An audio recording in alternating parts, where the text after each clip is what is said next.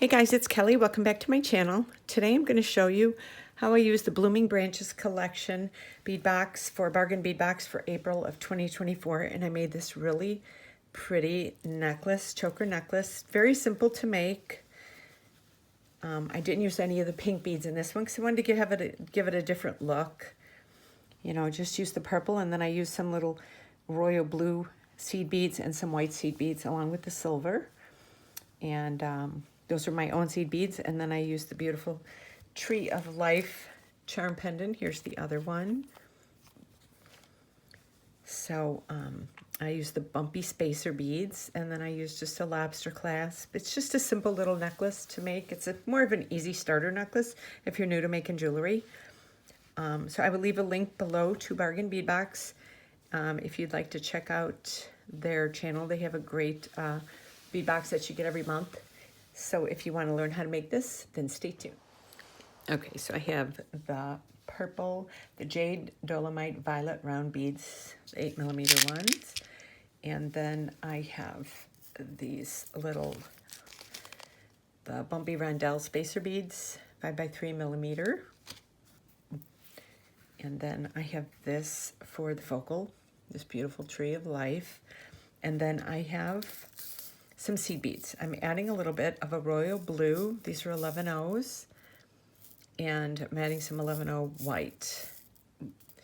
So these have a little bit of a sparkle to them, and these are kind of plain, a little more on the matte side. So then I have a couple of jump rings. I have 3 jump rings. One is tiny, the other 2 are a little bigger.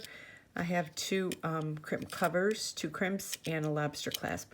So I'm going to take the tiny jump ring,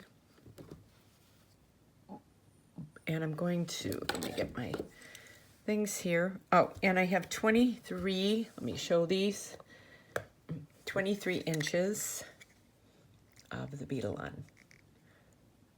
I always take screenshots. Okay, so now we're going to get to right there. I'm gonna open this up and put this on.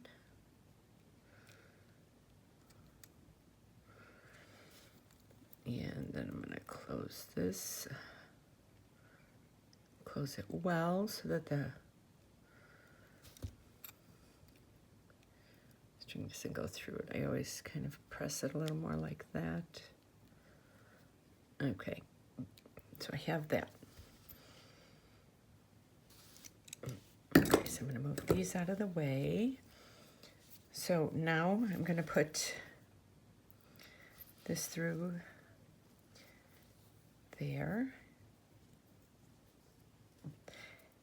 And then I'm just going to start, I'm going to do one of the bumpy rondelles on each side. So it's, so when you look at it, it'll be like that. And then, hold on one second, let me grab some of these. So I'm going to do a little pattern. So I do the bumpy rondelle, I'm going to do the purple, and I'm going to do the white, the blue, the white, another purple, and one of the bumpies. So now I'm going to do the purple, I'm going to do the white, the blue. Oh, I hear a dove on my neighbor's roof. That. This and another bumpy. Okay. So that's how that's looking so far. So if you can see the colors in there. This one, I'm like, I don't want to do any pink. I just wanted to do something like this. So now what I'm going to do after the bumpy one, I'm going to do the purple. Then I'm going to switch it. I'm going to do the blue, the white, and the blue again. And then the purple, and then the bumpy. So switching that out. And then I'll do one more on this side, then I'll switch it over to the other side. This, now I'm going to do white, blue, white, purple, and bumpy. So that looks really pretty. So now I can switch it around. And got one of my little things like that. Okay. I'm up here, so now I'm going to do that. I'm going to do the blue,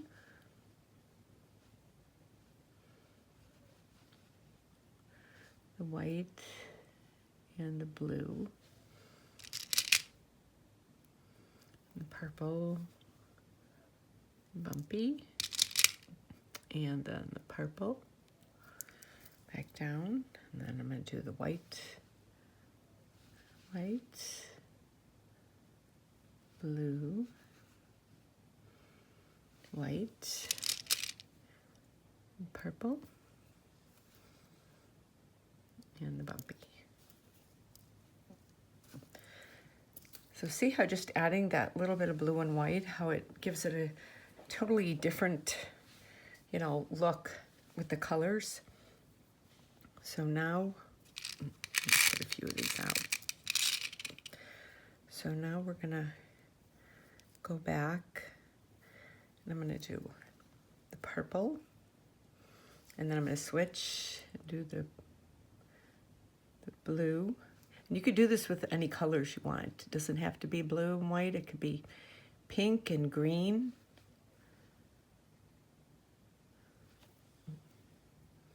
We have that. And the purple. And bumpy. And then we'll do one more on this side. Do the purple. I'm going to do the white. And the blue. And you don't have to switch off either. You can do them all the same. I usually do more like eclectic jewelry where nothing, you know, everything's kind of a little uneven. And we'll do one more on this side and then I'll switch it over. We'll do that. Now we're going to do the blue. And the white. And the blue. Purple and the bumpy. Okay. So now we're going this way. Take that off. Put it right here. Okay. Now we're going to do the purple. And then blue. White, blue, purple, bumpy, and then we'll do the purple, and then the white, blue, white, white. And make sure you watch this to the end, because if you haven't seen this, I'm going to show you the easiest way that I close up with crimp covers.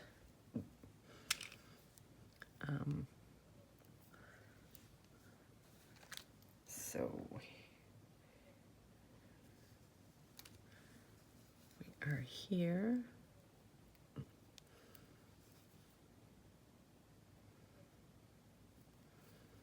that. Now we're going to do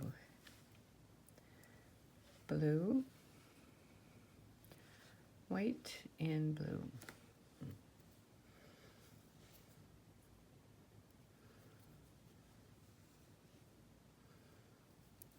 Okay, so now you see the way it looks so pretty on here now.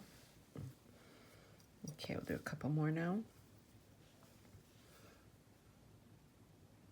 We'll do the purple, and then we're going to do the white,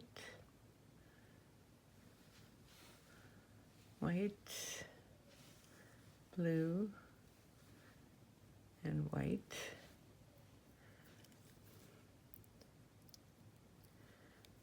Purple, bumpy. And we'll do one more after that. Purple, blue, white, and blue.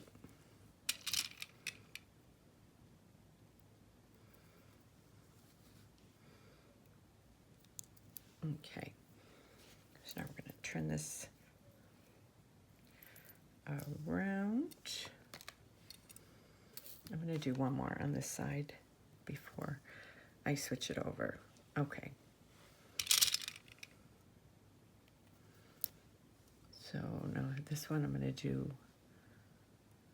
white, blue, white, purple, and bumpy. Okay. Now I'm going to go over to this side and do that and close that one up. Okay. Now we're going to do purple and then switch it up.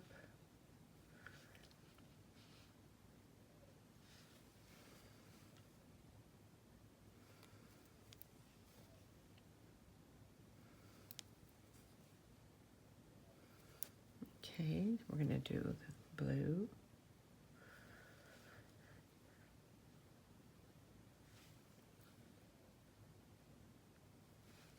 White and blue. Hope everybody's having a good day out there.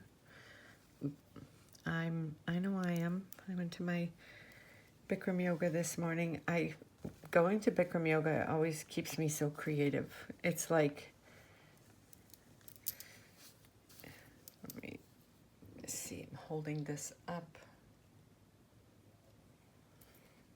Okay. Now 1 second, I'm just looking.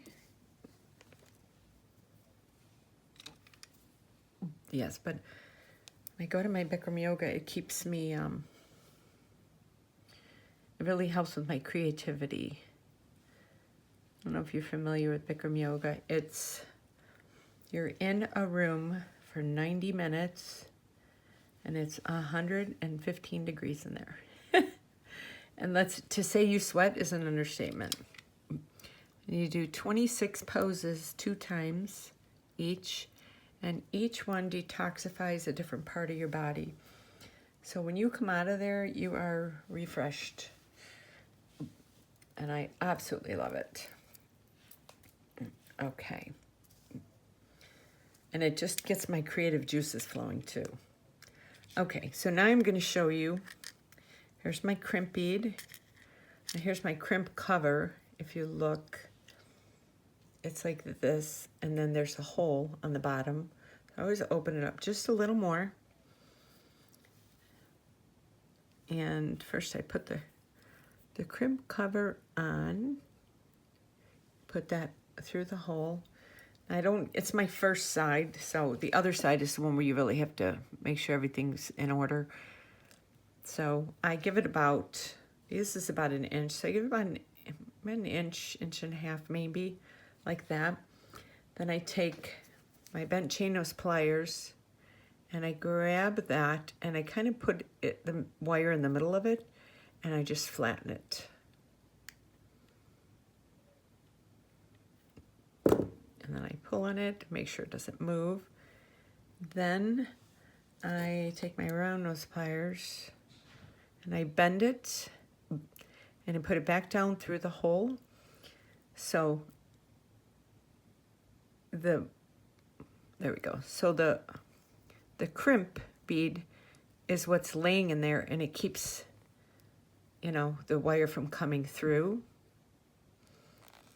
And then I'm holding this. Then I just take my BNJewelry pliers and I just close that up. So the crimp bead is inside of there, flattened. So there's no way it's coming out. Then I take the wire, and you can cut it, but I like to kind of go down through some of the beads. And the 11 O's, usually you can get down through there. There's 1, here's 2, and then I get 3, and then I just, let me get over this one. There we go.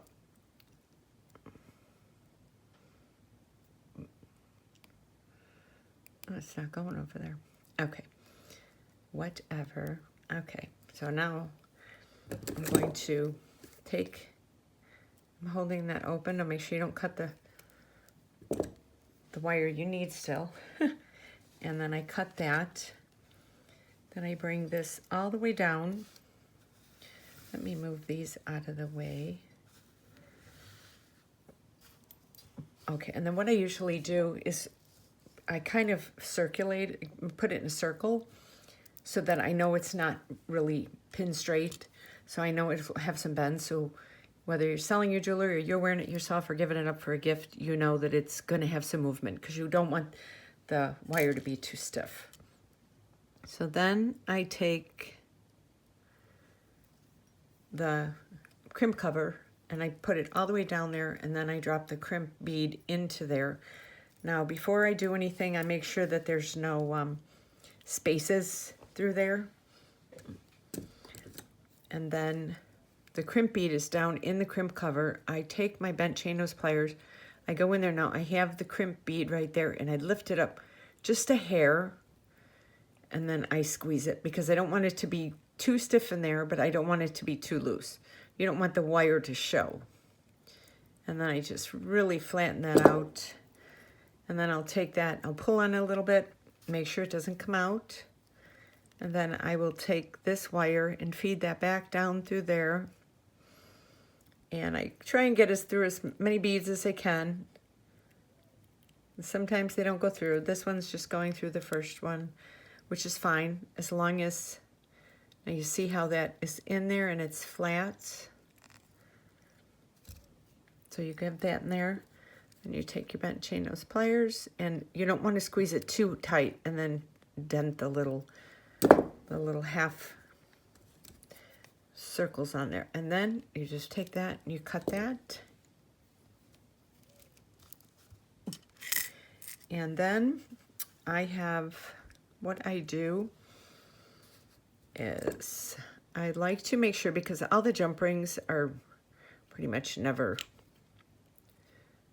you know, perfect.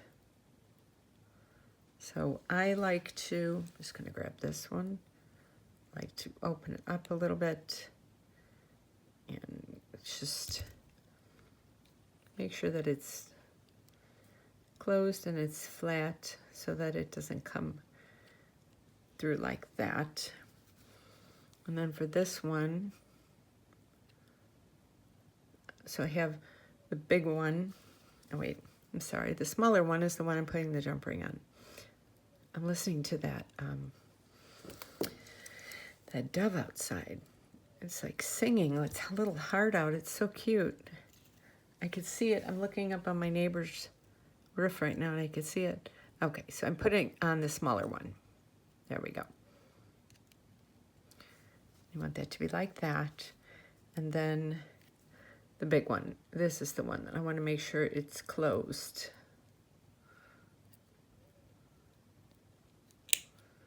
So yeah, just kind of always want to check your jump rings when you're doing your jewelry, because if there's a little opening in it, something can fly off. Okay, so now what what I do is I take this, and I'll take my round nose pliers. Let me turn it this way so you can see it. You could see it up there, and then I just bend it just a hair to give it that little bend there, and then I'll put the jump ring on that. I'll put it up about halfway up my round nose pliers, and I will close that out like that. And then the other one, do the same thing. I just bend that a teeny bit, and then I put the jump ring on.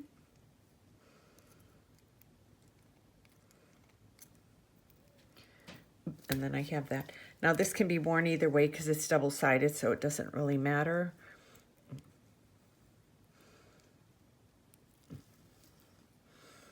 So here you go. Here is a really easy beaded choker. Very simple to make, but looks so pretty. So I hope you enjoyed this video. And if you do, please give this a thumbs up and subscribe to my channel because it really helps my algorithms, and that way you won't miss another tutorial. I will leave a link to the bargain bead box below. This is their April box, the Blooming Branches collection. And I will also leave links to my Etsy, my Instagram, my Pinterest, and my Facebook below if you want to follow me in there. I post a lot of stuff on there as well. So, you guys have a great day, and I hope you enjoyed this. Let me know in the comments what you thought of it, and I will see you on my next video. Bye-bye.